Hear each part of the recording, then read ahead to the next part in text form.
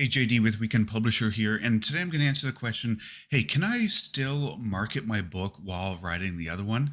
And this is a huge myth. Now, I've had thousands of authors reach out to work with me, and not all of them, but a lot of them, I see this exact myth that, hey, I need someone else to handle the marketing for me so I can just 100% focus on the writing.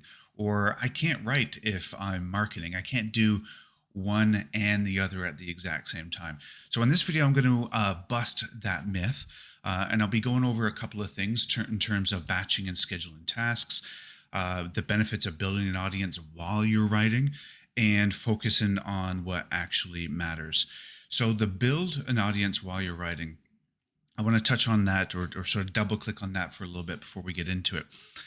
A lot of authors that I talk to want to be able to eventually write full time.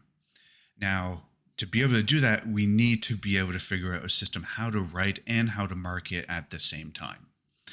So you've heard the phrase, build it and they will come. That's not true at all. Sometimes there's a lot of bad marketing advice out there, a lot. And some people say, hey, you know what? The best way to market your book one is to write book two. And that's not true. Just because you have book two out doesn't mean automatically people are going to find book one. Yes, a series can help you with conversions because people know that there's a series that they can continue on with. It's not just one and done, and maybe they'll wait for a series or book two, and that will never happen. So it certainly can help. But coming up with more books is not going to help you sell other books if you're not doing any marketing. Now, a lot of people ask me, how many books does this take to start getting profitable? That's a big theme in my system, the profitable author. And it really does depend, right? The rule of thumb is 3 books, but that's not always the case. Sometimes it happens with 1 book. Other times I've worked with authors who have had 50 plus books and they're making pennies each month. So build it and they will come is not true. Just because we're writing more and more and more, which is good because we're improving our writing style, we're getting that down. It does help, but just because we have more books out there doesn't mean that all our problems are going to be taken care of. So let's talk about some practical steps that we can do to focus on the marketing while we're writing another book. First one is batching and scheduling tasks. So there's different types of your brain, right? There's the writing side of it, and then there's the marketing side of it. So actually batching the tasks, like switching back and forth between the two, would be extraordinarily difficult. So a lot of my authors, like those in the Profitable Author System, we meet on Tuesdays and Thursdays. So a lot of authors will focus Tuesdays and Thursdays on their marketing because they're excited after working together, and they'll take action. And they'll save their writing for the weekends or other days that are not Tuesdays and Thursdays. So I would say make sure you batch those items because, again, it's 2 different parts of the brain. Another sort of practical step is building the audience while you're writing. What one good thing about that is that you start getting feedback on your book, so and your writing style. You start getting some reviews. People say you're promoting book 1 and you're writing book 2. And people in the reviews or in the feedback that you're getting, hey, I love this character. You could take that information and work to improve book 2. It also gives you a lot of motivation to work on the series. When you know people are enjoying and reading the book, or maybe it's not a series, maybe it's another standalone, but people are enjoying your writing, you're getting feedback, and just people that are outside of your circle actually enjoying your writing. It makes it a lot more motivating to work on that next book. Some smart marketing priorities is a lot of the confusion, and again, there's a lot of bad marketing advice out there. A lot of the marketing advice will say, just post on social media 4 times a day and your readers will come. But posting on social media 4 times a day or even once a day is extraordinarily exhausting, not to say like ineffective.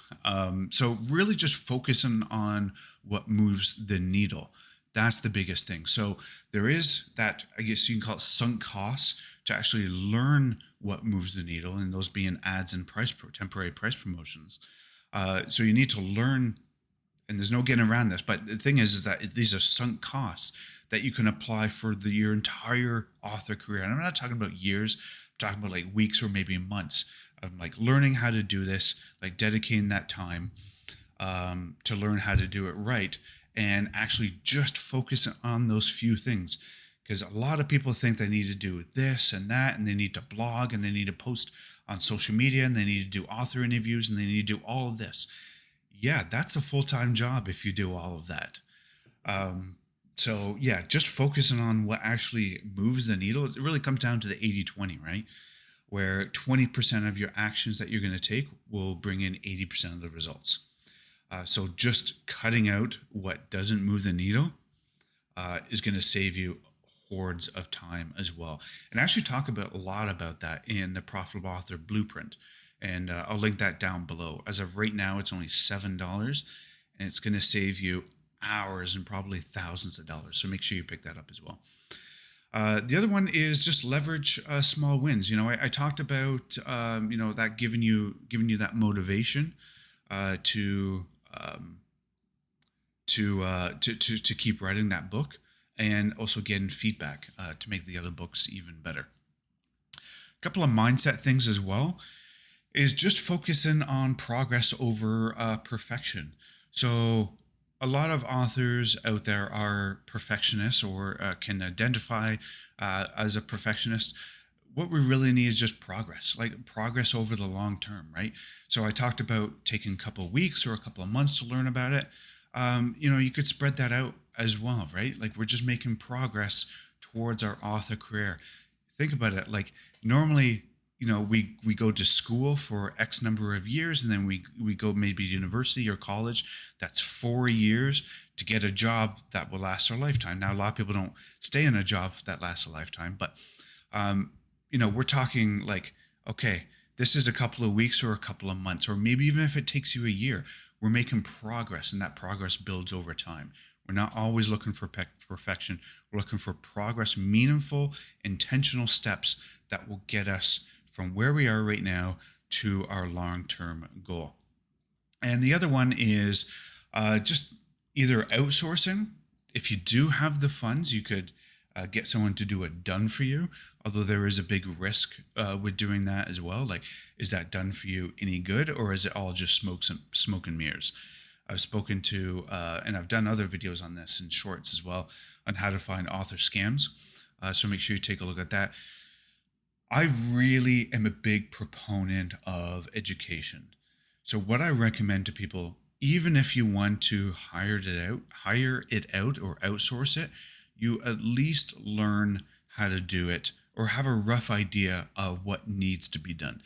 That way you can hire it out to the right type of people, and you can actually vet them, and you could be sort of the project manager of it all, because there's a lot of services out there that are happy to take your money and do very, very, very little with it. So definitely beware of that. Okay, that wraps up this one. Again, to answer that initial question, can you write and market at the same time? 100%. I have many, many authors who I'm working with who are doing that exact same thing. That is what my system is designed for. So you can market, focusing on only the things that move the needle, because writing that next book is just as important. I'll see you in the next one.